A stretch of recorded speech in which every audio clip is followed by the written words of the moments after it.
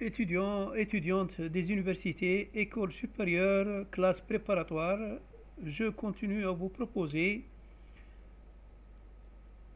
des exercices concernant les limites de forme indéterminée. Comment lever l'indétermination pour chaque cas? Alors, calculer la limite quand x tend vers 0 de racine cubique de 1 plus x2 moins 1 sur x2. Alors, si on remplace x par 0, qu'est-ce que je vais avoir? Je vais avoir 0 sur 0, donc c'est une forme indéterminée. Alors, prenons une égalité A3 moins 1 est égal à A moins 1, facteur de 1 plus A au carré. C'est-à-dire, si je prends par exemple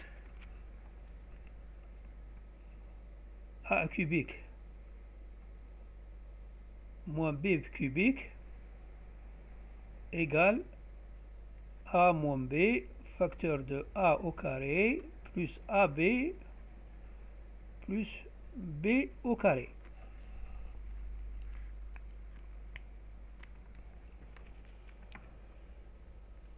Je prends A, je pose A est égal à racine cubique de 1 plus x2.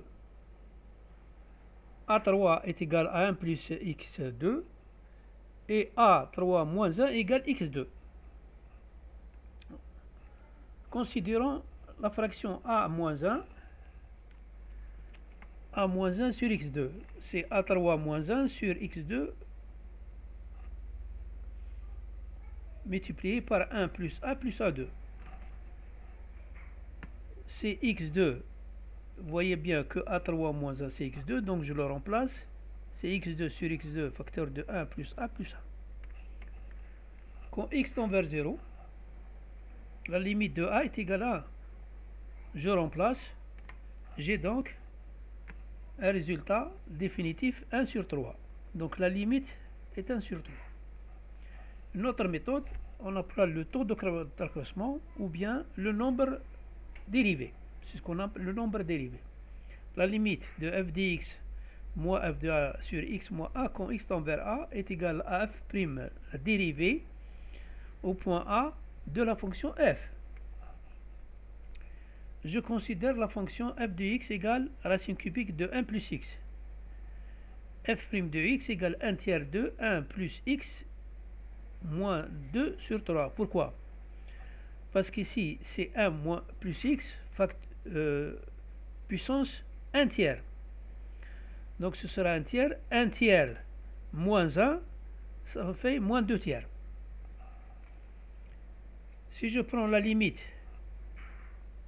de racine cubique de 1 plus x2 moins 1 sur x2, je peux aussi considérer, c'est la même au point où x égale 0, c'est la même situation que racine cubique de 1 plus x moins 1 sur x. Alors, c'est quoi ça? C'est-à-dire que la racine cubique de 1 plus x, c'est f de x, et ici 1, c'est f de 0. F de 0 est égal à 1. Voilà, f de 0 est égal. Si je prends ici x égale 0, donc racine cubique de 1, c'est 1. F' de 0, on l'a calculé, hein, c'est tout ça. Je prends 0, donc ici c'est 1 tiers. Voilà. Donc on a trouvé le même résultat. 1 tiers, 1 tiers.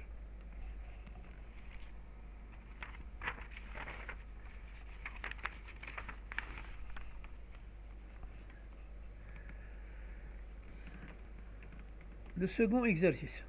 Calculer la limite quand x tend vers 1 de x moins 1 sur x à la puissance n moins 1. N, c'est un nombre entier. Si je remplace x par 1, je vais avoir 0 sur 0, forme indéterminée. Je vais donc écrire cette expression x moins 1 sur x puissance n moins 1 d'une autre façon.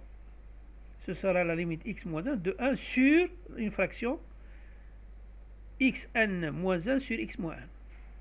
Pourquoi? Je n'ai fait que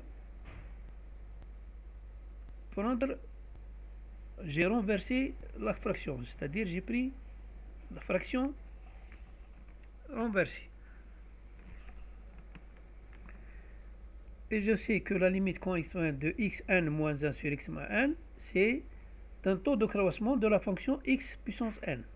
C'est la limite de taux de croissement ou le nombre dérivé égale f' de 1. f' de 1, c'est la dérivée de la fonction f qui est x puissance n au point 1. Je calcule donc cette dérivée, ce sera n x puissance n moins 1 au point x égale 1 est égal à n. Je remplace la limite donc de x moins 1 sur xn moins 1 est égal à 1 sur n.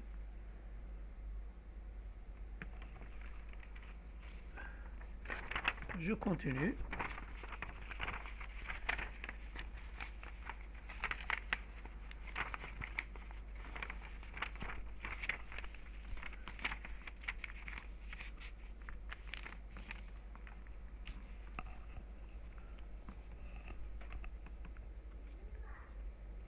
Calculer la limite quand x tend vers 0 de x2 plus 2 racine valeur absolue de x sur x quand x tend vers 0. Si je remplace x par 0, j'aurai 0 plus 0 sur 0, donc forme indéterminée. Je vais donc lever la forme indéterminée. On va étudier deux cas. C'est lorsque x tend vers 0 à droite, sera au plus, et le cas où x tend vers 0 à gauche. Quand x tend vers 0 à droite, sera donc la valeur absolue de x est égale x. Quand x tend vers 0 à gauche, c'est la valeur absolue de x égale moins x. Je remplace. Quand x tend vers 0 à droite, j'ai cette expression. Après simplification, j'ai valeur 2. Quand x tend vers 0 à gauche, je remplace la racine de x par moins x. Après simplification, j'aurai moins 2. Moins 2.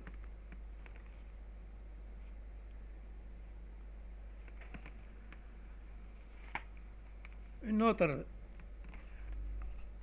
autre limite. Calculer la limite quand il tend vers 0 de racine carrée de 1 plus x moins racine carrée de 1 plus x au carré sur x. En remplaçant x par 0, j'aurai donc 0 sur 0, donc forme indéterminée. Pour élever cette indétermination, je vais utiliser l'expression conjuguée de ça. L'expression conjuguée de racine carrée de 1 plus x moins racine carrée de 1 plus x2, c'est racine carrée de 1 plus x plus racine carrée de 1 plus x2. Alors, vous voyez bien, j'ai le cas ici, a moins b facteur de a plus b. C'est une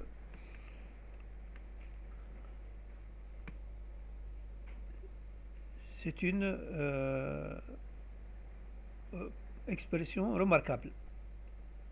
A moins b facteur de a plus b, c'est a au carré moins b au carré.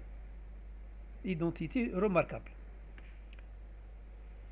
Alors, ce sera donc 1 plus x, puisque la racine carrée de racine, le carré de la racine carrée de 1 plus x, c'est 1 plus x. Moins le carré de racine carrée de 1 plus x2, ce sera 1 plus x2. Soit 1 moins x2. Le 1 moins 1, il s'en va. Sur x, facteur de cette expression.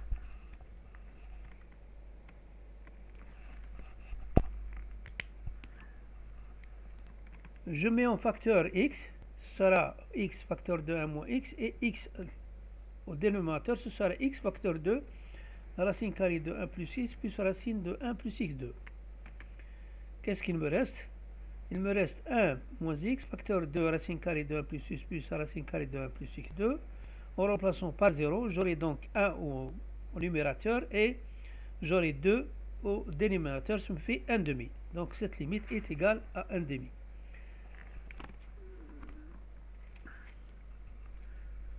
Je vous remercie de votre attention.